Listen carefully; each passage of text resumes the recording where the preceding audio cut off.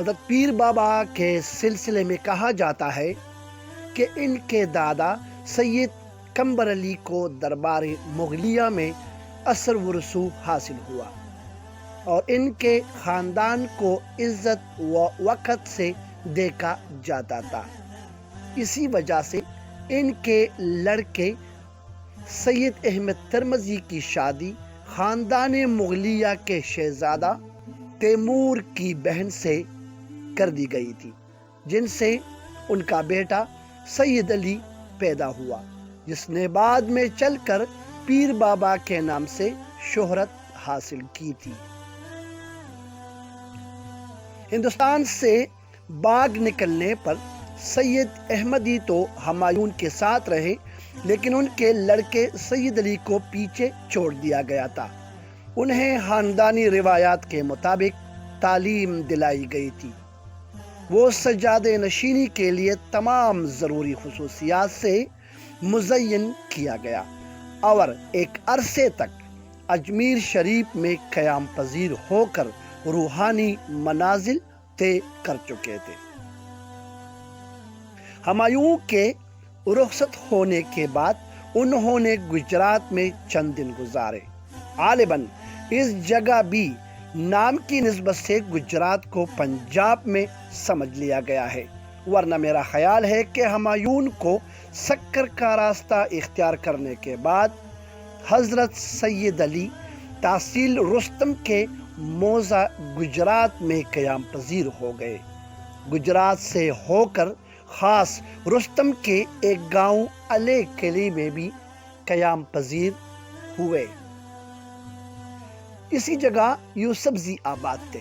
ہو سکتا ہے کہ یہاں فضا کو سازگار نہ دیکھتے ہوئے انہوں نے پھر دوآبا کی راہ لی اور دوآبا یعنی پشاور میں گیگیانیوں کے پاس جا کر مقیم ہوئے۔ گیگیانیوں کے پاس مقیم رہنے کے بعد درس و تدریس کا سلسلہ شروع ہوا تو معتقدین میں بھی اضافہ ہونے لگا، حتیٰ کہ وہاں کے دولت خان نامی رئیس نے اپنی مریم بی بی نامی دختر سے ان کا نکاح کر دیا۔ کچھ عرصہ بعد وہ تنہا عازم افغانستان ہوئے۔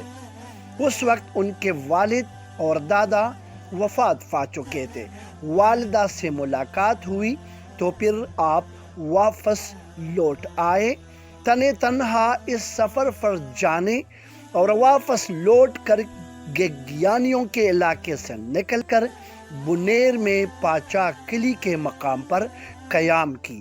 اس خیال کو تقویت ملتی ہے کہ ہمایوں نے ہی پیر بابا کو اس طرف بھیجا ہوگا۔ بنیر میں قیام کے بعد انہیں شہرت حاصل ہوئی۔ یہی مریدین کے تعداد میں روز افزوں اضافہ ہونے لگا اور یہی پیر بابا کے نام سے بھی مشہور ہوئے۔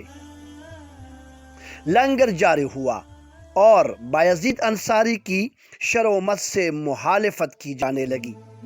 انہیں حضرت اخون درویزہ جیسے عالم دین بھی مل گئے تو ان کی تحریک نے اور بھی زور پکڑا اور گو علمی میدان میں بھی مناظرے ہونے لگے۔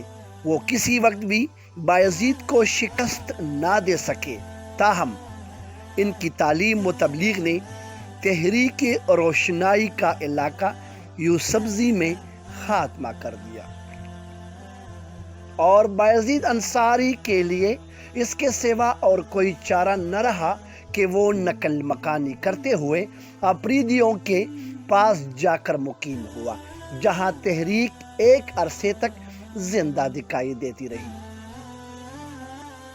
حضرت پیر بابا نے پاچا کے مقام پر ہی فرشتے اجل کو لبیک کہا۔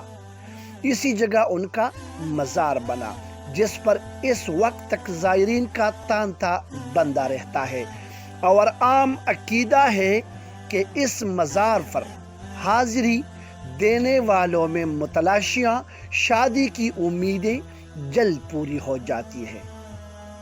آپ کا مزار کڑاکڑ سے کوئی 10 میل کے فاصلے پر ایک ندی کے کنارے تعمیر ہے جو بنیر اور سوات میں حد فاضل کا کام دیتا ہے۔ مزار کے شمال کی طرف ایک اور درہ ہے جس سے گزر کر زائرین بآسانی سوات کے دارالسلطنت سیدو شریف تک جا سکتے ہیں۔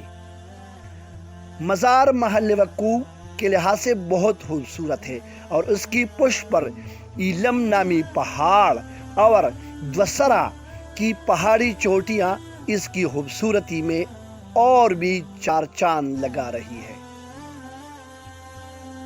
حضرت پیر بابا کی وفات کے بعد ایک عرصہ دراز تک ان کی اولاد کو بھی اقتدار حاصل رہا اور سوات کے دور جدید میں انہی کے اولاد سے سید اکبر شاہ اور سید عبدالجبار شاہ کو سوات کا بادشاہ منتخب کیا گیا تھا۔